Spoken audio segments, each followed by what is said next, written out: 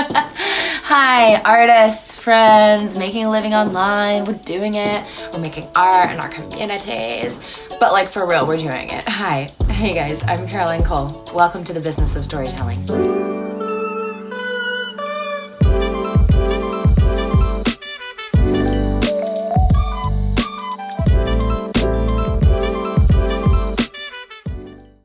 Today, we're talking about voiceover. We're talking about booking your first voiceover gig. Next week, actually, I'm going to outline some specifics. I'm going to have 4 steps to starting your voiceover business, which is a little more business-oriented and step-by-step specific. But this week is a little more storytelling. So stick around, come around next week for that step-by-step. And today we're talking specifically about booking that first gig. So this isn't setting up a whole business. This is booking that first gig.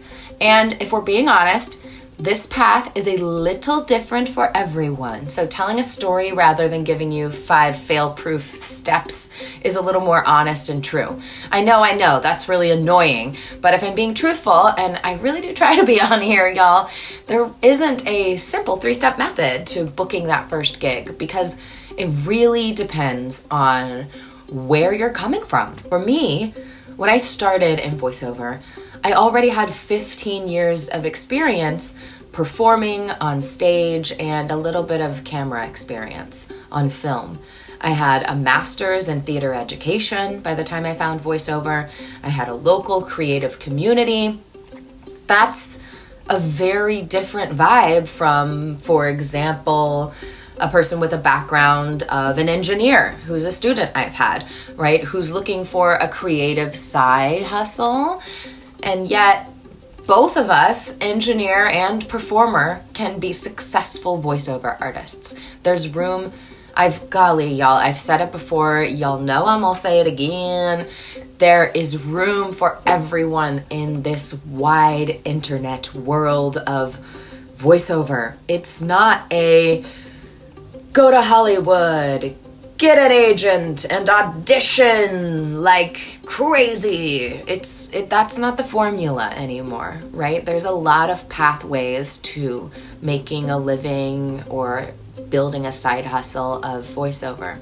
Today, luckily for all of us, you can set up a professional quality sounding studio. A professional quality recording studio can be in your closet or under a blanket fort in your studio loft apartment, like my first recording space was. You can find a self-published author online who needs an audiobook. Yeah, it really can be that easy. Booking your first gig in voiceover is like booking your first gig in theater or film. You've got to put yourself out there, be brave, go for it. You also have to be realistic, okay? Bring your expectations down. Bring them real low. And then focus in on the experience you're getting during the process. One gig doesn't make you a professional voiceover artist with a 4-figure paycheck. One gig will give you confidence and experience to go after more gigs, bigger gigs, and eventually building experience and confidence along the way until you're no longer stressed or worried about booking your next gig because you've got the method down and you've found your place in the voiceover world. So set those sights low, set those expectations low.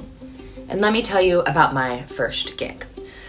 I have 2 gigs that I would consider my first gig. My very first VO gig, in quotes, because if you want to call it that, it was actually something I didn't even finish. Yeah, I quit. Well, okay, I didn't exactly quit. I passed on the project to someone else. Okay, here's that story. Here's a little more detail about that story in a nutshell, because I could go on, but I'll try not to. I had my business set up just barely. I had a basic demo that I edited myself, and I was feverishly Googling auditions and trying to teach myself audio editing via YouTube University. Shout out, thanks YouTube for teaching me so much. But I was doing a lot of like just ping-ponging around the internet. My first gig was a volunteer project. That's why I put gig in quotes, because I didn't exactly get paid. But my first gig was a volunteer project from LibriVox, Librivox. I highly recommend this site to new voiceover artists. It's a great place to gain experience, feedback, sometimes even community.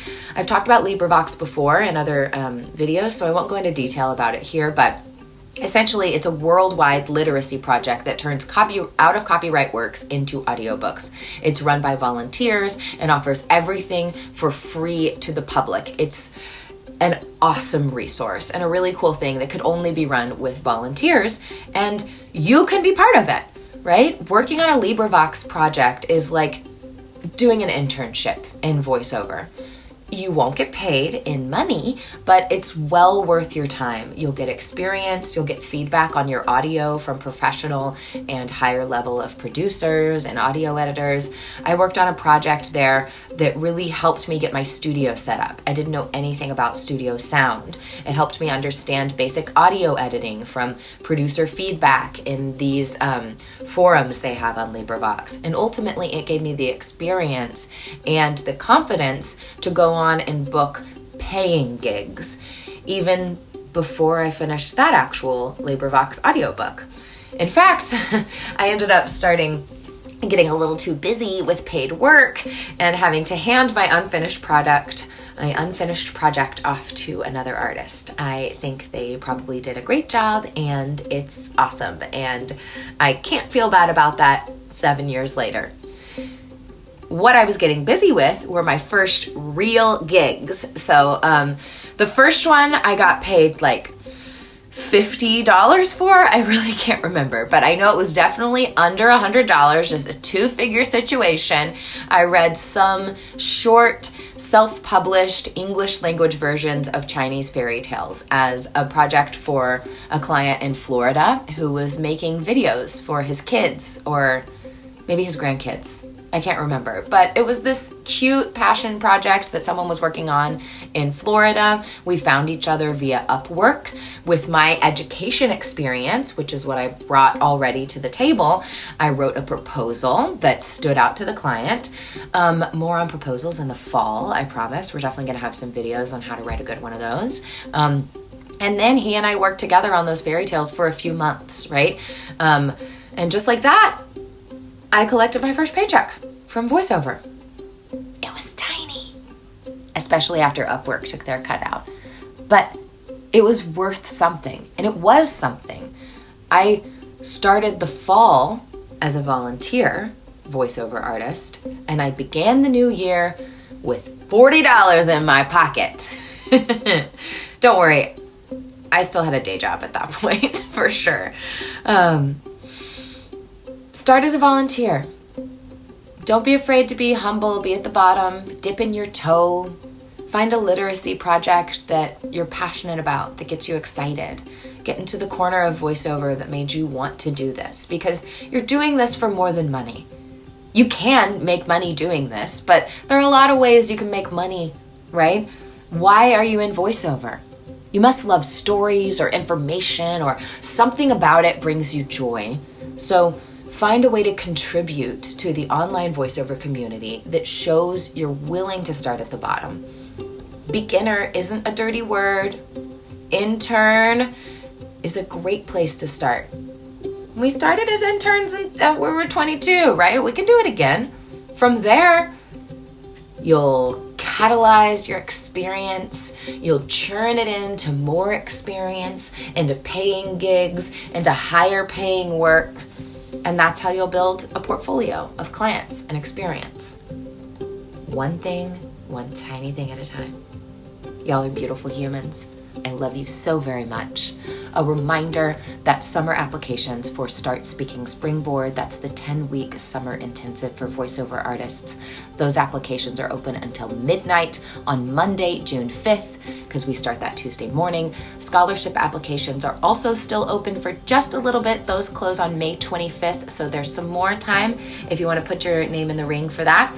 I've reserved 2 spots this summer for scholarship students. I'm mega pumped about it. So if you're ready to start your voiceover internship, maybe this coming fall, then I think it's time to begin that training this summer. Hit the ground running. Get that summer intensive under your belt. Get the training, the coaching, the motivation, the skills you need, my friends. The skills you need to book those paying gigs by the end of the year. You could be booking paying gigs by the end of the year. Legit. We're in May. You could be making money by December. Sooner if you're a go-getter. But not if you don't get into some training. Get some stuff you need. Get that stuff set up. And I'll be there every step of the way, y'all. Helping you through. All the links are below. Learn more.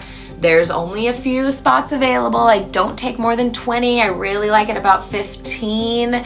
Because when they're gone, y'all. Apply. Apply today. Thanks for tuning in to the Business of Storytelling. You guys are the best. I'm Caroline Cole. I put out new videos every week. Be sure to check out the channel. Don't forget to subscribe. It helps other people find the content as well, which is really, really great. And it helps you not miss out on anything. Follow me on Instagram at Caroline Cole Stories. That's where I am during the week to answer your questions. And please like, comment, subscribe so you don't miss a single thing. I love hearing from you guys below in the comments. Let me know what kind of videos you want in the coming months, and we'll get on that. All right, guys. See you next week. Goodbye.